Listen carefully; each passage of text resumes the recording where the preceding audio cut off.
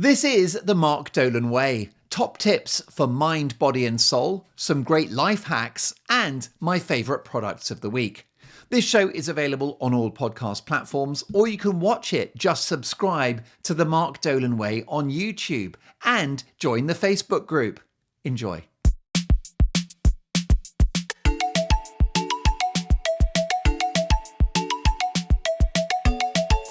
Hello and welcome to the show. I hope you are very well and that you've had a very good week. Clothing is a very powerful tool for life. And a lot of people just have their clothes and they wear them and that's it. I have a family relative who's lovely, a splendid human being. And I'm not going to name names or even give any clues as to who it is because they are just fabulous. But they're the kind of person that will go on holiday and just have a couple of shirts and one jumper and a kind of grey fleece and one pair of jeans. And that's their outfit for the holiday. And that could, by the way, that could be like 10 days or 2 weeks. And it's just every day they're sitting around the kitchen table in a grey fleece. And I'm not having that. I am not having that because life is too short. So I love clothing and I have my back catalogue of clothing hits, which of course we all do. You gather them over time. Every so often I go through my stuff and get rid of things that I won't wear again because that's honest and it creates space in your life for the clothes that you will wear. And I use clothes as a drug. And what I mean by that is that when I put certain clothes on, it changes my mood. And that's the definition of a drug. But of course, clothing, a bit like exercise, creative work, love. These are all healthy highs. These are all natural drugs, which we should be pursuing. In fact, that's something we should talk about generally, isn't it? Is the drugs that are good for you. Adrenaline. Where does that come from? Well, that comes from doing difficult things, placing yourself in physical and mental peril. It's good for you. That's where you get your adrenaline, doing things that are hard, coming out of your comfort zone, deciding to address the entire company rather than let someone else do it. Be brave, pluck up the courage, go for it. At a party, why don't you be the person to start the karaoke, even though it's your worst nightmare to sing in public? So adrenaline's a good drug. Dopamine, which is a natural hormone, which creates a feeling of happiness. What do you get that from? Well, you get it from exercise. You get it from watching comedy. You get it from reading a great book, from watching a great video on YouTube. Dopamine, a natural hit, a natural high, much better than anything a drug dealer could serve up. Love, of course, the ultimate drug. Music is a drug, for goodness sakes. I put music on. It changes my mood. If I'm sad or I'm down, then I'll put on some music that lifts my mood, pulls me out of my mental slumber. There are times when maybe I want to feel sad. And so I'll put on sad music and it accentuates the mood that I'm in and helps me to wallow in it. Art, creative work, like I said, watching plays, listening to music, reading books, comedy. These are great medications which are natural. Going for a walk is a drug. Walking in nature in particular is inexplicably good for you and completely fabulous. It's proven to be good for your health. Your blood pressure goes down. It's just very, very therapeutic. It's highly recommended. So there are lots and lots of healthy drugs out there which are free and legal. Good food is a drug. Grass-fed beef, green vegetables, citrus fruits, liver, extra virgin olive oil. The list is endless. Not grapes. Grapes are a bit too high in sugar. Olives, all of that is a natural drug. And I find clothing is a drug and it changes my mood. So I love to have my different outfits and I put certain things on and that's the vibe I've got. So there was a point to this. Oh, yes. It's really good and a great idea if you reserve certain clothes just for your work. And the reason why is that if you have a work wardrobe, that gets you into the frame of mind of work, and it creates in your head a kind of professional mode. The advantage of that is that when you're wearing your work clothes, and it's very important that you feel good in your work clothes, that you'll be productive, that you'll have this mentality that I'm here to do a job and I'm a professional, and it is one of your personas, because we all have different personas for aspects of our lives. You've got your at-home persona, you've got your friends persona, you've got your funny persona, your serious persona, your work persona, your down the pub persona. Okay, it's all you, but it's variations of that character. And the clothes help to define that very well. And I think it's really healthy to have really great work clothes. Okay, I think it's a great investment in yourself. I think that there are people in workplaces where I've worked who do less well, who are passed over for promotion because of their appearance. And I don't mean that they are unattractive or that they're scruffy. It's just that they're not brilliantly dressed. Okay, you know that line, dress for the job you want, not the job you've got. Okay, so if you're a guy and you're in the office, buy yourself a couple of really great brand new crisp white shirts. Buy a couple of ties. Get some great trousers, some fabulous chinos. Press them every morning. Some lovely shoes, leather shoes, brogues, polished, or maybe even suede.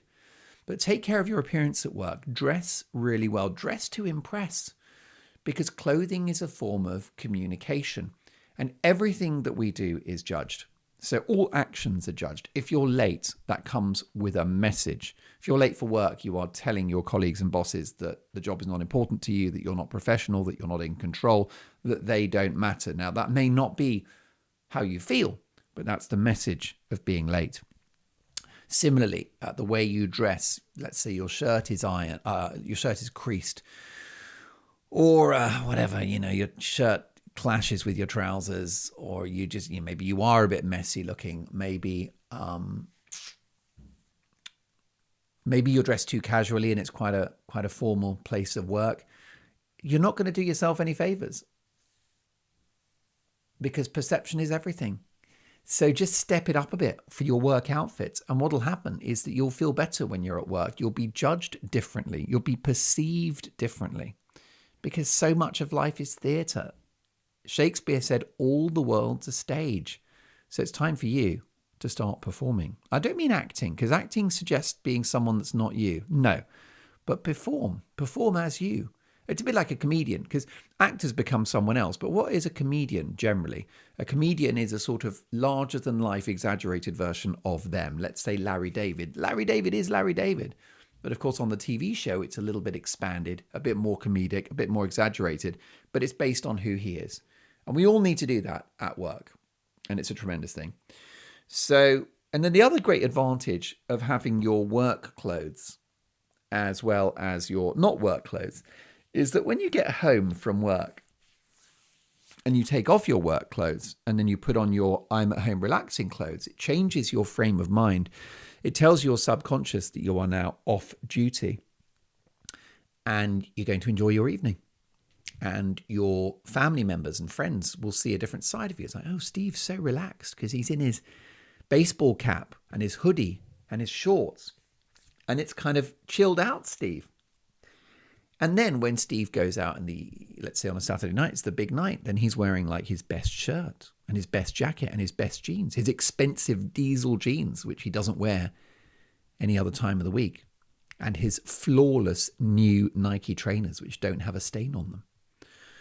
So clothes are a tremendous tool at your disposal for not just a successful professional life, but overall a happy life altogether. And I'm a huge believer in that transition from casual clothes to smart clothes. Socially, when you go out, you can't ever overdress. I was watching somebody that for some reason I'm being offered a lot of videos on Facebook at the moment of a cruise blogger. That's a big thing, by the way. There are a gazillion cruise bloggers. These are people, very intelligent, talented, clever people who have made a career out of going on holiday and making videos about their holiday.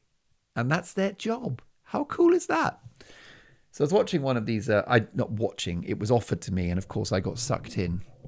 I need to do something about my video consumption at the moment, because I'm finding even platforms like Facebook, which aren't as good as YouTube, have managed to suck me in to their addictive algorithms. And I'm watching this video, and this lady's talking about the cruises, and she said she went on a posh cruise with some of her friends, but they were really nervous about the cruise because they were uncomfortable at the idea of having to wear a tie in the evening for dinner and like formal wear and all of that. You get some cruises that do that. They require that you dress up if you go out for dinner. Now, I'm always straight with you, and let me tell you that if you're watching this on YouTube, you'll notice I'm wearing a completely different outfit. My hair looks different glasses. The lighting is probably different because it is a different day. So I recorded the first 10 minutes of the podcast, got interrupted. I had to run off to a thing, and now I am resuming the episode. So am I different? I think the energy is probably different too. I can't lie. The first 10 minutes of this episode that you've just heard were squeezed out at a time of enormous physical fatigue. I was knackered. But remember the golden rule of the show. Do bad work. Just get it out there. Rather have something that's okay than something great tomorrow that never actually happens. Do something average today rather than something amazing tomorrow. Why? Because tomorrow never comes. So, but I seem to remember I was talking to you about clothing, and clothing being a sort of source of energy, and it really is. So do deploy clothing in your life as a sort of weapon, as a drug, if you like, to make you a good drug, which makes you feel good, lifts your spirits, and possibly even helps you in your career. And you can never be overdressed, okay? That is the James Bond rule. He turns up, he can go to a beach party in a dinner suit and it won't be a problem. But if he goes to a posh event in a t-shirt, he's done for. So you can never overdress. And when you dress very smartly, especially at work, where you're trying to progress your career and be taken seriously, if you dress really well, very smartly, you're sending out a message. First of all, it's a message of self-confidence, because it takes confidence for a guy, for example, to wear a tie, or for a woman in the workplace to wear a really smart suit. That actually takes confidence because it's bold. It's like an advert for yourself. You're backing yourself, aren't you? You're putting a posh label on yourself. And that's what I want you to do, because you are amazing and you should have a great label because you're a great person. And I think that it's likely that you are undervaluing yourself and you're not getting as much out of life and out of work as you deserve to, because you're awesome. So let's start sending out a message that you are awesome, and we can do that in lots of different ways. First of all, just lots of great housekeeping in your life, which is being early for stuff, preparing in advance, working harder than everybody else, being a team player, being reasonable, listening to people, reading the behavior of others and being emotionally intelligent, adapting, changing, improvising, being positive, being constructive, and dressing bloody well. Look at politicians. You could love her, you could hate her, right? Half the country loved her, half the country hated her. Margaret Thatcher, one thing everyone could agree is that she was immaculately dressed. And that sent out a message of confidence, of control, of power, and it helped her. And it helps all politicians with their appearance. It's not everything, it's only on the surface. Okay, what we want to do on this show is work on the raw material. I want you ultimately to just be brilliant at what you do in your life and in your work and in your relationships. But it doesn't hurt to have a bit of decoration as well, a bit of aesthetic. And the only control you've got in that department is your clothing, your hair, makeup, if that's what you wear. So go for it. Go for it. Go for it. Come on, I want to put you in the top 5%. That's what this show is. This show could easily be called the 5%, where I put you in the top 5%. Those are the people that go the extra mile, that work a little bit harder. I just heard it on the radio the other day, and I know it's something I've said to you before, but it was some business person that was saying that the only thing they knew that they could do above their competitors is work harder, right? They couldn't make themselves more talented or necessarily have better ideas, but they thought the one thing I can do is work harder than the others. I know I can do that because, of course, any idiot can work harder than the others because that's not a skill, is it? Hard work is effort. It's a decision. It's not based on talent. So let's imagine you're in the office and let's say it's a financial company and you've got one financier who's lazy but talented and one who is less talented but works really hard and just gives it their all 5 days a week. I can honestly tell you, I think the less talented person with the application will do better and will probably proceed more successfully in their lives. Sometimes having this great gift, a real natural talent, you'll have seen it at school. You know those kids that got away with doing almost no work and got A's? I don't think things are good for them because they're not used to putting in the work. They're used to stuff coming to them and happening easily. And it's those with the appetite for work, those that understand a bit of elbow grease and effort that will go the whole way.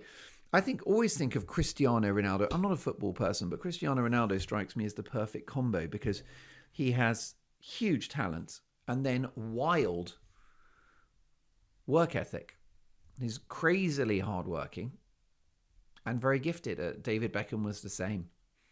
It's these people that Paul McCartney, obviously Sir Elton John. If you take that combo of a talent and a belligerent, wild work ethic, you actually can't fail. Success is guaranteed. And here's the thing about talent. You've got it. Because actually everybody is talented. No one hasn't got a talent. So the potential there is for all of you. But you don't decide what that talent is and how much there is. But you take what it is and you fly with it. And how do you get that talent to sprout wings? Effort and hard work. And how is that done? By making a decision.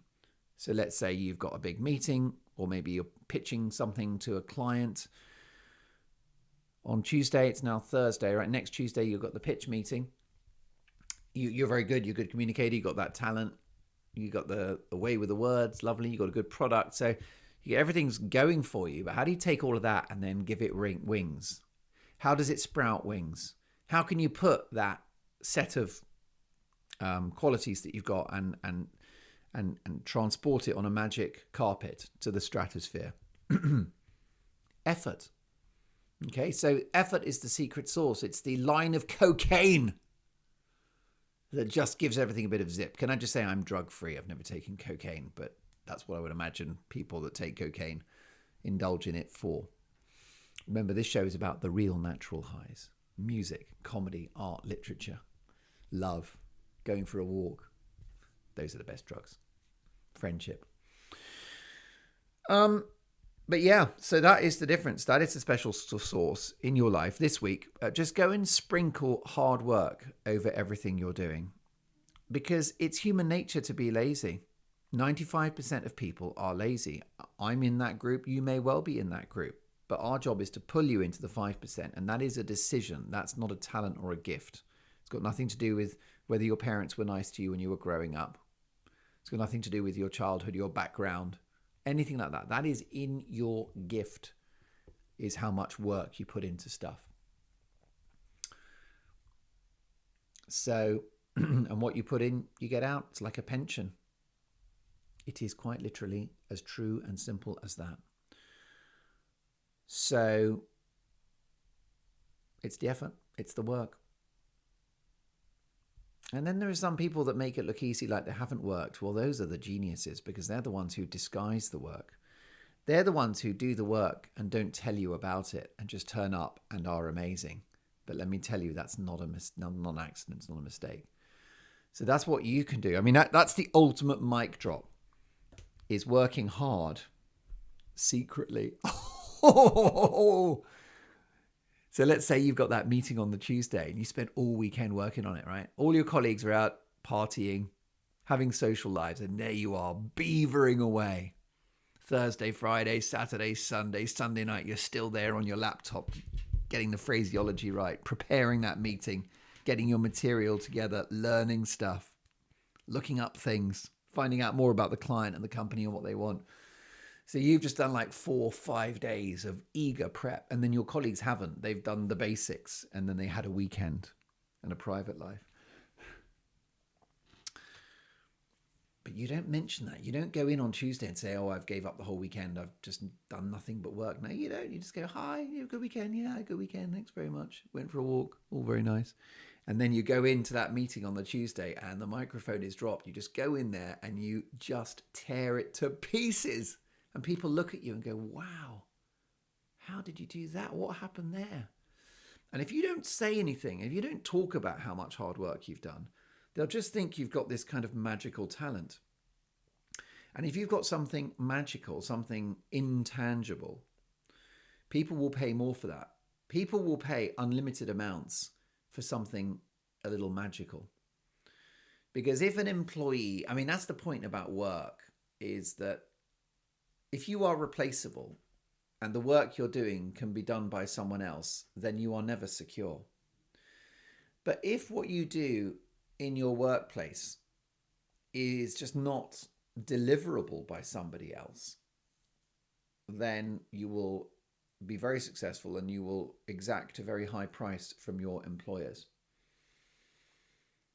So if you look at the world of entertainment, for example, okay, let's say Will Ferrell. Will Ferrell's a very gifted comedian, isn't he, and comedy actor. So if Hollywood want to have a comedy film and they want to sell tickets, they want it to be a box office hit, and they want the film to be really funny, you kind of got to get Will Ferrell, haven't you? You've got to get Will Ferrell, because Will Ferrell is uniquely talented. He's uniquely funny.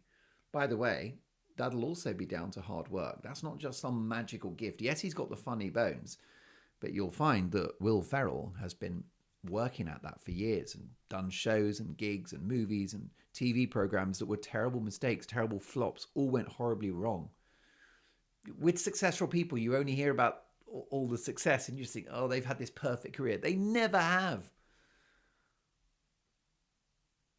The road to success and glory is just littered with failure and disaster. And it's the failure that makes you successful. It's not sort of, it's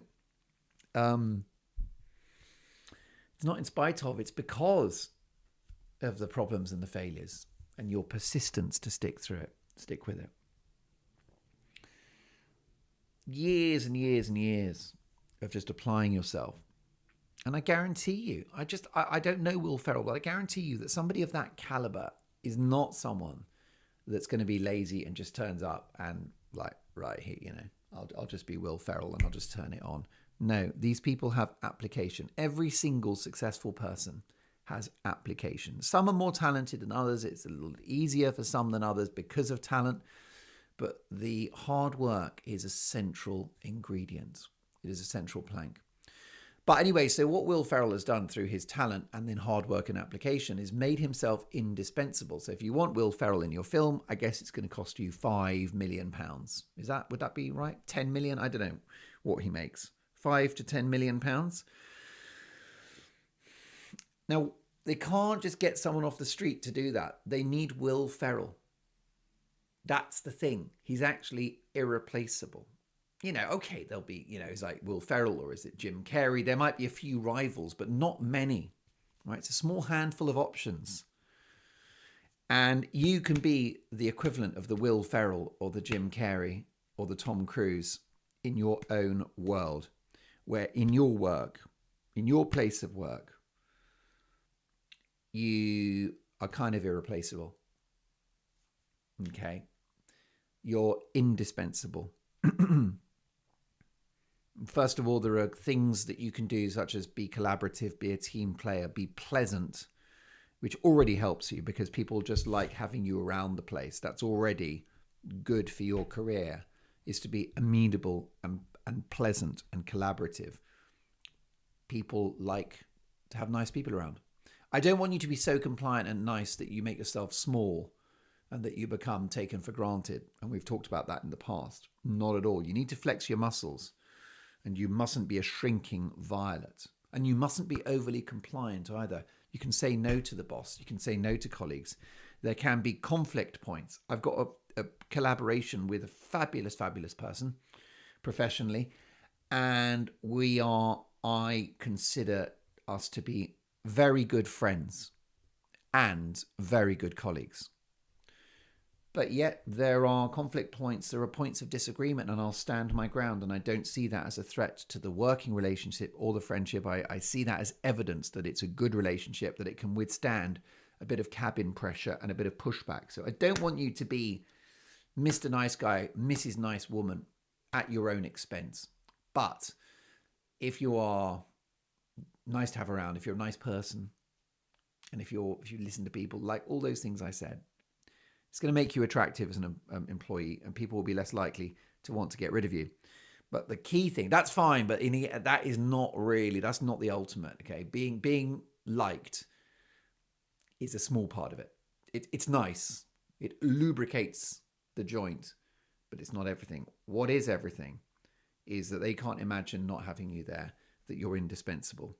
And I think that the way you make yourself indispensable is the hard work. Okay, I think that's how you do it. Because when you apply yourself, when you're indispensable, I think that is what supercharges your career. Because you're taking that talent, that gift that you've got, and then you're doing the hard work, you're doing the application. And like I said, like with Ronaldo, it's a formula that actually cannot fail. Most people are lazy. I mean, you could argue everyone is. You could say it's 100% of people. But 5% have such vision, have such ambition, have such clear goals that 5% of them will put in the uncomfortable work because they are looking at the goal. So that's what you do. It's goal, hard work, and a bit of talent. And the talent is out of your hands. You have no control over that. So the bit you have control over is a clear goal and the application, elbow grease, putting your back into it. And Arnold Schwarzenegger is a great example. I've talked about his book, Be Useful, a lot because it's a brilliant book, self-help book / autobiography kind of thing. And he said that when he did his workouts to become Mr. Universe, he did 2 a day. The tradition was to do 1 a day, but his goal was to be the biggest man, the most muscular man in the world. So he thought, well, most people do it once a day. I'll do it twice a day. That's double what the others are doing. Surely that's going to make me bigger. Stands to reason, right? So that's a simple example, isn't it? There's a certain, perhaps, gift, which is he's a sort of short, stocky guy with good genetics, right? That's out of his hands. But what is not out of his hands is his decision to train twice a day, not once. And that is led by, it is the effort of training twice a day, and it is the goal of being the biggest man in the world. So all you need is the talent, the goal, and the effort / application, the work. Jerry Seinfeld was invited to talk to some young comedians when he was starting. No, he wasn't starting. He was kind of established. He was a successful comedian, and he went to some university or comedy course or whatever. It was some kind of comedy course, and he turned up, and a friend of his said, "Would you mind saying a few words to these students of stand-up comedy?" And he said, "Listen, it's great to see you all. I don't need to be here. I have nothing to say to you except 2 words. Just work." That's what Jerry Seinfeld said. That's 2. I mean, that is, listen to me. I've waffled on for 10 minutes. Jerry Seinfeld has put it down in 2 words. Just work. So what would that be for the budding comedians? Well, that would be you sit there every day and you write new jokes. And in the evening, you go to a comedy club and you try out that material. The gift, if you're funny, you've got no control over that. You can't focus on that. That's out of your hands. But what have you got? You've got the goal of being the best comedian in the world. And you've got the effort, which is writing jokes and then jumping in the car, jumping on public transport, going to a club and saying the jokes out loud. Just work. That's it. Stephen King, the very successful horror writer, had similar advice in his excellent book on writing. in which he said he's asked by budding authors how to make it. And he said, just write. If you want to be a successful writer, write. And it's amazing. I've seen that in comedy, the number of people that have got like a sitcom idea in their head, or maybe a film script in their head, but they haven't even written it. How is that sitcom going to appear on TV if it hasn't been written? How is that screenplay going to become a movie if it doesn't exist? It's just in your head. A number of people are going, I've got this idea and it's going to have this actor in it and here's the plot. Write the thing. If you are somebody, let's say you want to be a filmmaker, film writer, screenwriter, if you've actually got the script written down, that's like 90 or 100 pages, then you are already 98% closer to making a movie than the person that's got this great idea that they have not quite got round to writing yet. And they're like, oh, well, I will write it. I've got the idea. But, they don't want to do the uncomfortable bit. And it is uncomfortable. Why don't we work? Well, because human beings like to preserve their energy. It is human nature. I think it is a survival thing that nature doesn't want us to waste energy unnecessarily. Look at the big cats of Africa, lions, tigers. They spend most of their time lying around sleeping. And then occasionally, when they really need to, they'll do a hunt, they'll do a kill, they'll eat their prey, and then they'll sleep for another 16 hours. And they might do nothing for a week before another kill. And that's because nature likes to preserve energy. So in a sense, laziness is built into the hard drive. It is a survival mechanism not to deplete and waste resources. So that's why laziness is in us. But what it is, a bit like fear. Fear is also a survival mechanism because you don't want to get eaten by that lion or tiger. But in our busy modern worlds with smartphones and instant messages and the internet and everything, our fear and anxiety has kind of gone into overdrive and it's become dysfunctional and it's out of control. And it's the same, I think, with laziness. We've got this convenience culture. And so people are idle and they will do the bare minimum. But as I say, it's quite natural. It's in all of us. But you can be the one to sort of push back against that. And the way that you push back against laziness is by having that goal. It's the same with weight loss, because what is it now? It is April. And I'll be on the beach in August. And I'm going to just get myself a little leaner. I want to be lean for the beach. And it's so much easier to be disciplined and not eat crisps or other unhealthy, fattening food if I've got this picture in my mind, this goal of being lean in August. And it's April now, so I've got time to do that. It's not fun giving up the crisps and the other delicious treats, biscuits, bread, that kind of stuff. But I will sacrifice that. I will sort of suffer that pain with the knowledge that I'm getting closer to my goal. So I'm obviously telling you and telling myself that we've all got to work hard. But we don't want to work hard. And there are enormous forces stopping you from working hard, discouraging you from working hard. You might even have colleagues that are discouraging you as well. Oh, don't bother. Let's go to the pub. But the goal, the ambition is what will pull you through. Your picture of what you actually want will make the hard work more palatable because there's a reason for it. Just like there's a reason to give up the crisps, which is lean for August, or lose some weight for the wedding, or a photo shoot that I'm doing, whatever it is. Or I want to meet someone. I'm single. I want to meet someone. I want to get fit and healthy and look good so I can attract a partner. The minute there's a goal, the hard work doesn't feel so hard anymore, because what it starts to become is a means to an end. What human beings are not good at is hard work just for the sake of it. We're not great at that, just working hard for no reason. So let's say you're a writer and you're not really planning on publishing any books or anything, but you're just going to fancy writing some stuff. I mean, it's not going to happen. If you don't have some basic ambition to be a writer and get it published and be the next J.K. Rowling or Stephen King, I doubt you're going to be very productive. So the goal is key. And then going back to Schwarzenegger, you get to the point where the discomfort of hard work can actually become a pleasure, right? So you can nearly fetishize hard work and make it something that gives you a buzz and become one of the really good aholics, which is a workaholic. Alcoholic bad, drug addict bad, workaholic not bad. I mean, we'll do a show on how it can become too much. But I mean, there are worse addictions, aren't there? I mean, where workaholic is a problem is if it affects your family life, your mental health, or your physical health. At that point, get out.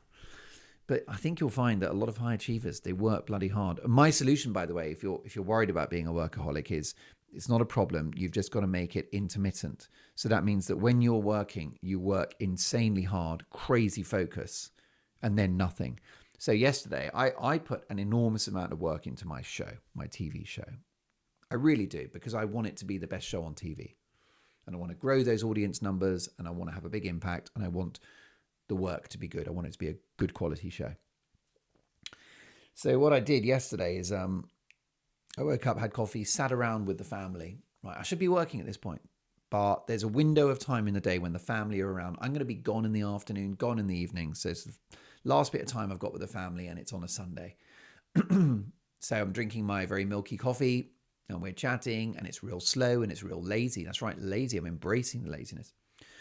And I could start working. It's like mid-morning, lunchtime. I could start working now. But my family are going to the farmer's market, and then they're meeting some other people at the farmer's market, which is very nice. And I could be working at this point. But I've looked at my schedule, and I can afford the time not to. Obviously, be better, be easier if I just got on with it. But I'm like, this is family time. So this is a choice I'm making because I want to be with my family. So we go off to the farmer's market. There's loads of chatting. I'm drinking a coffee there. And the sun's out, and it's just really relaxing, and I'm just being very lazy and having a great time. It's just very nice. I get home, and then 2 p.m., bang, I'm on my laptop. Total focus. No family, no friends, no fun, no internet. And that was 2 p.m. until 11 p.m.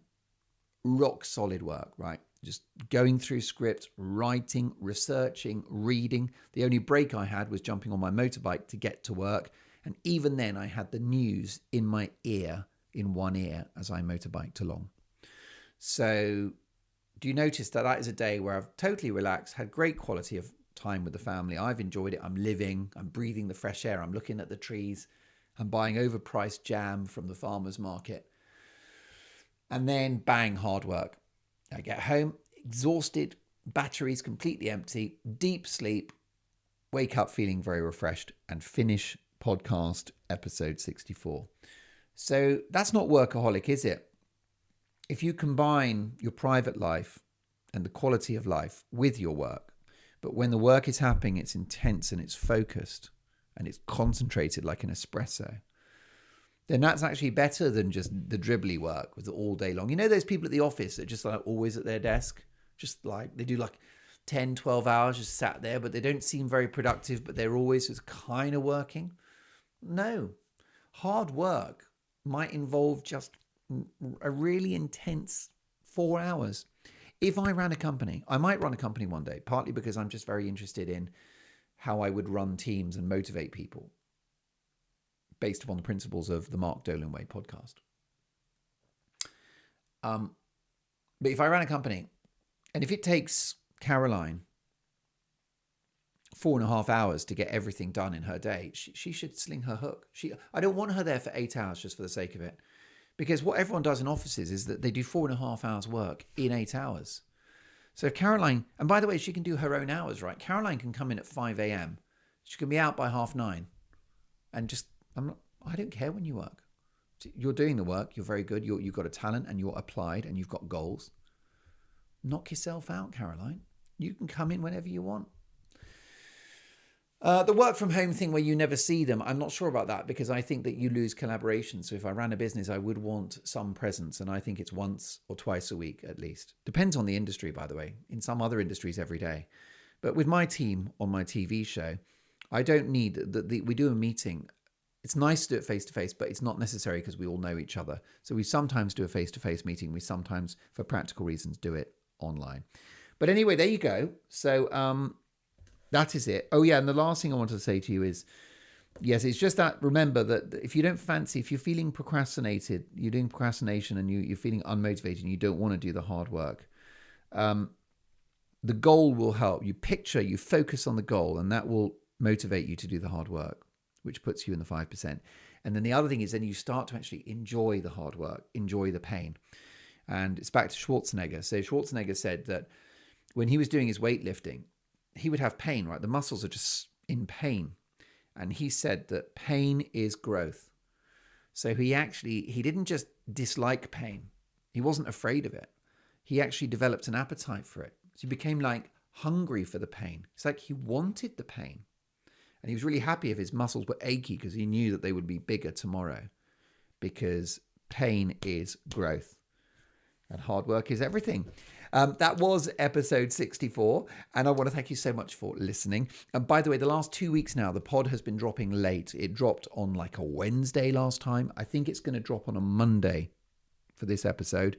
I'd like it to be a Sunday, and I'm going to look at the systems so that we don't fall behind again, because I know that many of you are looking out for the pod on the Sunday, and I want it to become a reliable thing that you know will always be there on a Sunday. I guess occasionally there might be a problem and it won't, but as a general rule, I want to improve the systems so that you always get your pod on the Sunday where humanly possible. The way I'm going to do that is record a bunch of pods back to back, so I've got some stock.